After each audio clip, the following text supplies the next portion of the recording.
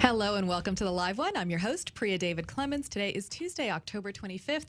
I'm joined in studio this morning by the lovely Lindsay Blakely. Good morning. Good morning. How are you? How was your weekend? It was good. Yeah? You ready to be back here? Yeah, I think so. I'm ready for an hour of the Live One, I think. We're going for a full hour, folks, today. So right now, we're going to be talking with Francis Shull, who's in studio with us. We're lucky enough to have him. Francis, good morning. Good morning. Thanks How for are being you? here. Good, thank you. So Francis is the author of this book, The Intuitive Compass. It just came out this week. It's why the best decisions balance reason and instinct. Basically, you're going to tell us why in this culture where we value our rational minds so much, your gut instinct really matters to your bottom line at a company. It does, absolutely. Yeah? Thank you.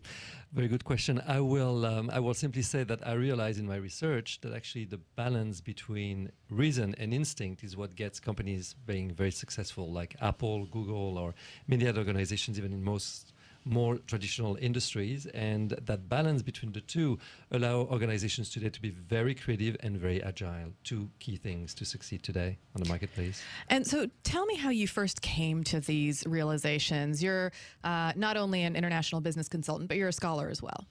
I did study the matter, like I researched actually neuroscience myself. I've been trained in clinical psychology, but the crack of the understanding of that happened when L'Oreal asked me to develop training programs for them globally on how to manage creative people.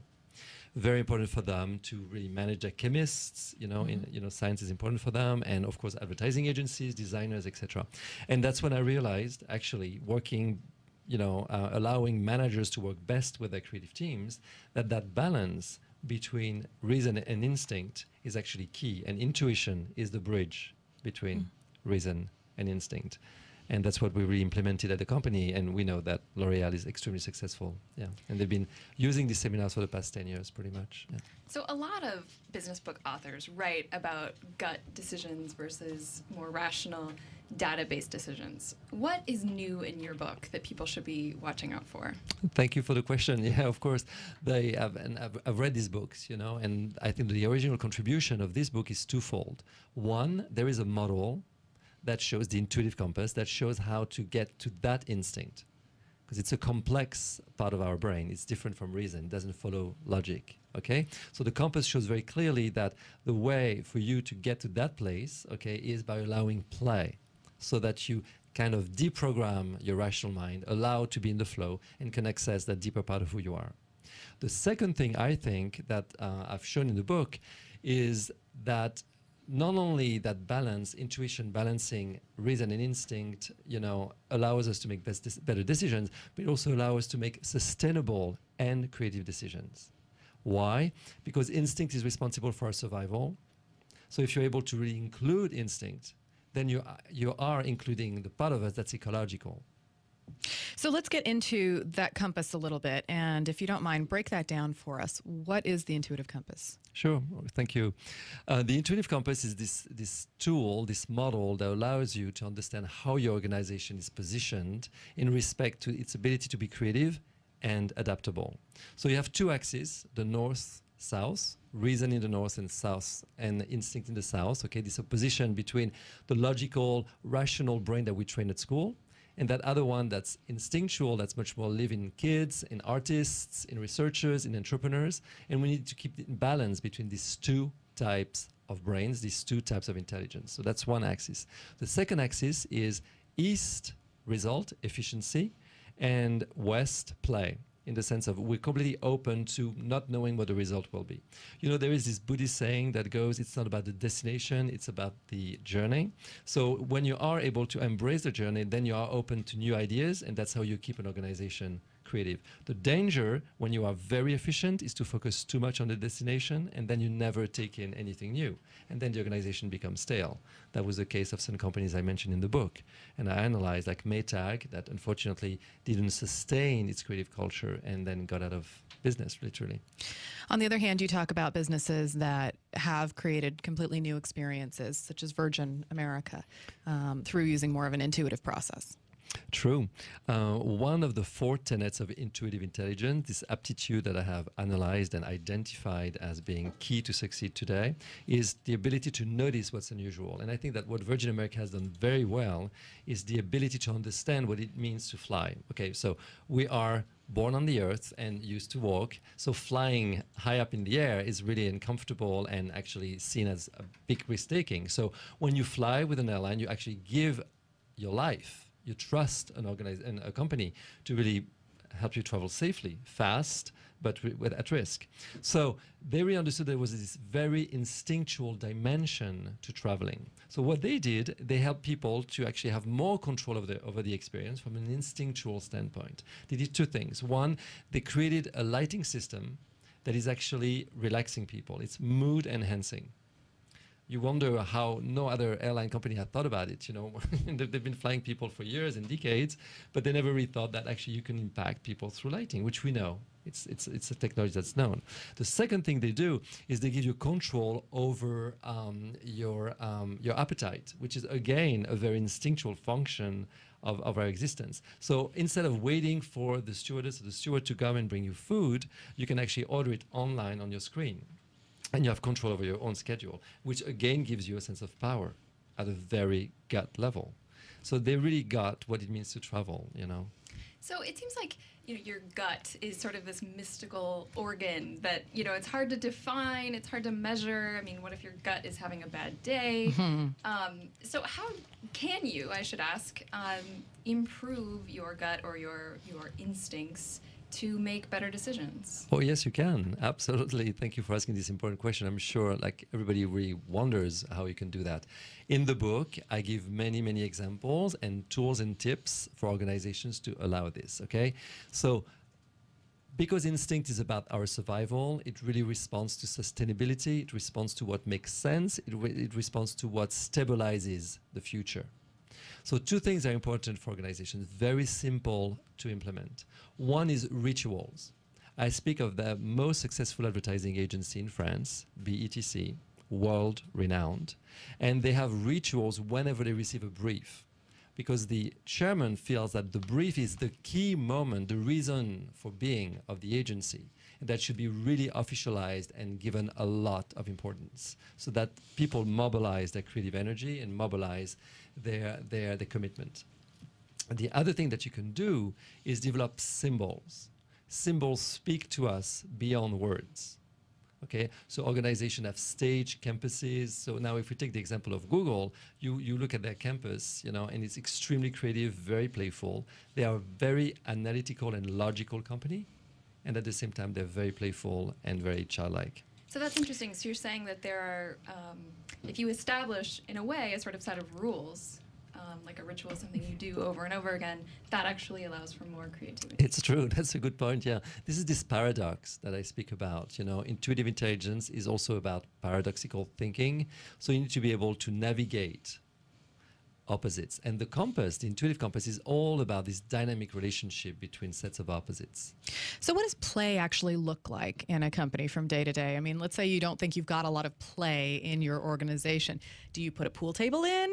What does that look like?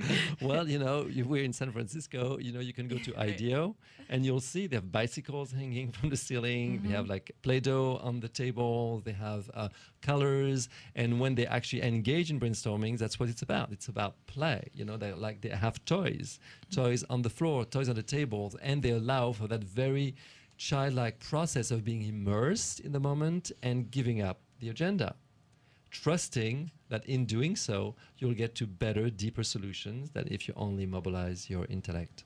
Is there any data that actually happens?